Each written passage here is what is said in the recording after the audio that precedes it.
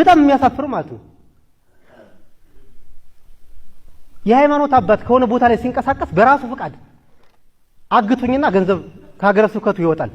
ዝም ብዬ በደግፋችሁ እንኳን ተጠያቂ ሆናለሁ፣ የመንግስት አካል ይጠይቀኛል፣ መከላከያ ይጠይቀኛል ተብሎ እኮ አንድ የሃይማኖት አባት ሆን ብሎ እስረኛ መስሎ እኮ 800 ሺህ ብር እኮ ለጽንፈኛው ሰጥቶ ይወጣ የሃይማኖት አባት ያለበት ማን ነው? ምዕራብ ጎጃም ሀገረ ስብከት። በጣም ከሚያሳፍሩ ማለት ነው። አየሁት ሰለችኝ። ሀገርን ብዝብዝ አረግ ነው፣ ወገን አዋረድ ነው። እኔ መጣሁ።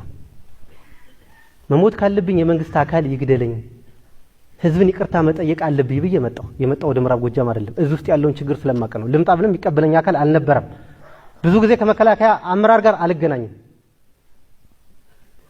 በሰሜን ጎጃም በኩል ነው የ59ኛ ክፍለ ጦር አዛዥ ተቀበለኝ።